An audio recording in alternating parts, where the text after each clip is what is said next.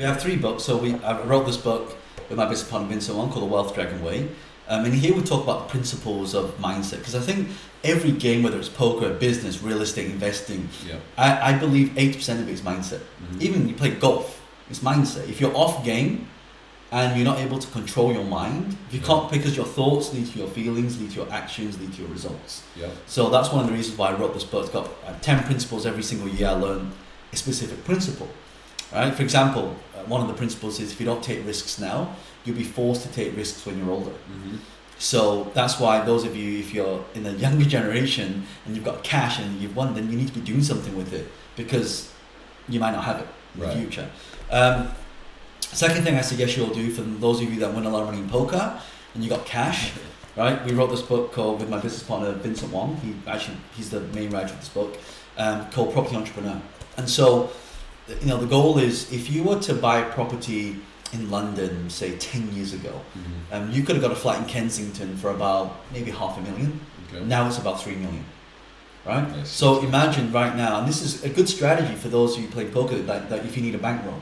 So you should take your money that you make, or percentage of it, put it into real estate, and then what happens that when you buy that real estate, remember the bank puts 80% in, you don't have to put 20%. I was going to ask, what is that? Is that typically how it works here? Is that a standard deal? Because in the U.S. it varies a lot. You can put some people 5, some 20. It depends on all the different terms. That's a pretty standard. It's pretty standard here. I mean, it depends how you're buying and what for, but on average, say 20%. So if you're going to buy, for argument's sake, $1 million property, you're going to put 200,000, right? So your 200,000. Don't forget, Jeff, 80% of the risk is coming from the bank. You're only putting 20% in.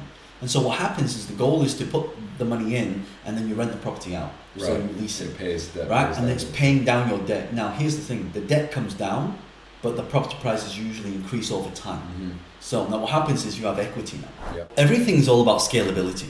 For example, if you're just a one-man band, you're just doing everything by yourself, it's really, really hard to scale and grow. So the idea of business is you take something that works, you take a methodology that works, and then the idea is to replicate it. Like look at McDonald's. McDonald's is a multi-billion-dollar company. And if you buy McDonald's franchise, you have a manual about that thick that tells you how to flip burgers, how to do fries, how long to fry it for, how to press the buttons to take the money. So it's a process. So we saw that process. We saw something that worked. And so now the key is to scale it.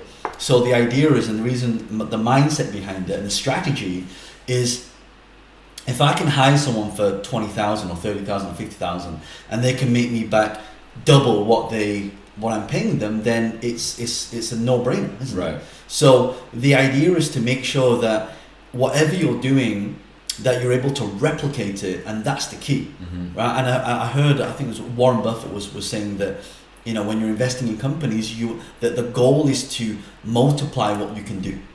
And so that was the mindset behind it. And I was paying out hundreds of thousands for venues because one of my companies is an events company. So we run events all around the world on business, entrepreneurship, investing. And it was, for us, if we don't play a bigger game, like what's the point? I mean, you want to, our goal is to get to $1 billion valuation. And that's not because I want $1 billion in cash. I want that as a goal, as a stepping stone to go, you know what, something to reach for. Because one thing, if you reach for the stars, one thing is for certain, you won't come with a handful of mud. I'll tell you one of the biggest lessons I learned in 2019. And now we're in the new year now for 2020. So one of the things that really for me, because this online thing has got so big, it's just kind of like we're networking online, we're just sending people messages. But a really important lesson I learned, like I flew to Singapore, right? So one of our biggest investors from Singapore, right? So they put a substantial amount of money into our company, but that was from someone that we met from social media. Then we had physical interactions, and what I learned was that instead of seeing people as competition, you start seeing them as collaboration. And so when that clicked for me, that's when, and actually looking back over the years, the moment I started doing really, really well is when I stop caring about my competition and start thinking about how can I help my competition. So one of my biggest promoters now used to be one of my biggest competitors. That's cool.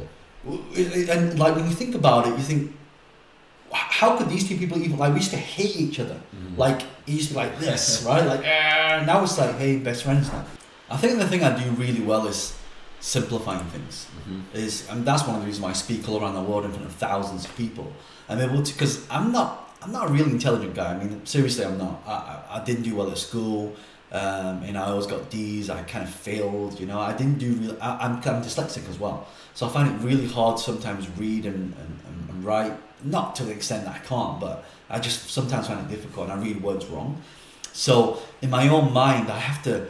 That's why when you show me some stuff, I have to internalize it and then break it down into like 3 steps in simple chunks that I can understand. So I guess my skill is to be able to communicate complicated matters in very simple ways that everybody can understand. Yeah, I was reading some notes before on you as well, talking about kind of that mentality where if you go and you're giving a speech or a speaking engagement, you want to be able to, like to a 6-year-old, you want to make it so simple where people just, oh, okay, I get it. You don't have to show off your plethora of knowledge and go into complex things, right? You want people to be able to relate and be able to think about it and get the general idea. So yeah, and again, I learned this from Steve Jobs. A good thing you should all do is read up on autobiographies of like top successful entrepreneurs. Not because you want to make money and start a business, but if you see how they think, like you drop a pebble into a pond and it ripples into all parts of your life.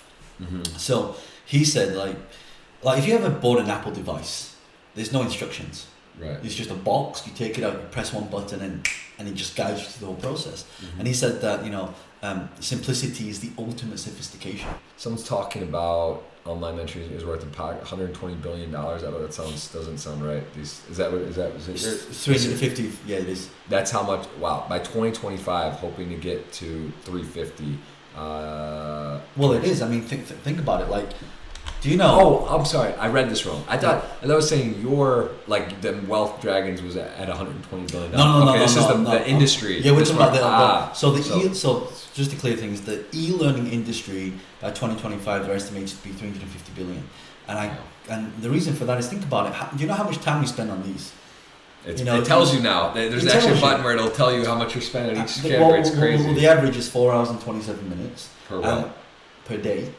Right, and then we pick these things up 109 times a day on average. And what do you think you and I is? How many times average? Probably double that. Yeah, at least it's bad. Probably double that. So that's and even like YouTube, people are spending more time watching YouTube than they're actually watching TV. Yeah, people are watching TV now. Even the young kid generations are watching YouTube now. Right. They're really not. People aren't watching really programs. You got it because it's demand. Now we're streaming this. It's live. People are tuning in to watch this as well, and then you get thousands of other people watching afterwards as well. So I do believe that knowledge, and actually I had a meeting with Google, so I went there.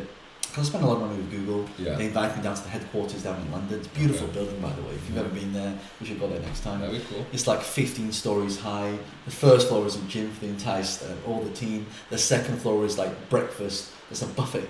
Wow, so they like structure your day. Come in, guys, here, work out, get hyped up, go eat, we'll take care of you, and then go into the I'll tell you the funny thing about the buffet. They've got like one section's like Western, dim sum, Chinese, Japanese, Italian, because they've got different types of culture. You made me a great breakfast today from scratch. It's not better. Don't tell me it's better than that. No. It's good. And then the top floor, they have their own Starbucks type of thing. Okay. So you go to the top, you have your coffee, and you can see the whole of London, the London Eye, the Shard. It's amazing. Very cool. But one of the things they said to me, they said that by 2021, that 81% of a lot of traffic on the internet will be video based. That's why I want you all to start recording your games, like exactly how Jeff's doing this. Yep. So now you have the archive and what we call a digital asset. That will be worth a lot of money. Even let's say all of you right now, you want to. So one thing again, business side. The reason why you see a phone on here, right, is because business can start from a phone. How? Imagine if all of you right now, you start recording all your games, and if you're a good player, people that want to learn how to play poker are going to go, hey, I want to learn from him. You say, well, you can, or her, well, you can, but it's going to cost you this much. But if you want to learn, I've got all this digital footage here, you can just buy it for $100. If you get 1,000 people that buy for $100, you just made $100,000. That can now fund your next game. So Wealth Dragons helps people get paid for giving advice. Okay. So if you've got any level of expertise, for example, if you go and say where do you want to learn, if you type in Jeff Gross. Yeah. See if I have. Okay. There we go. There you are. Okay. So, for example, let's say you've got knowledge on poker, you could put content up here on poker, for example. So anything you've got, you can put your content on there, and then people will pay to watch your videos. But it's exclusive and specialized content. Yeah, that's the cool part there. It's not rebranded. It's not it's on Facebook and now we just push it. It's all individualized for.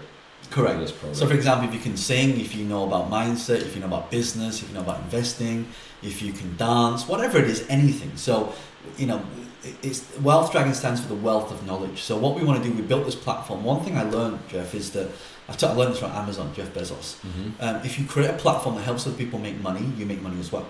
Yeah. Right. So you've got to have something that can scale around the world that can really help people, and that's why we built Wealth Dragons.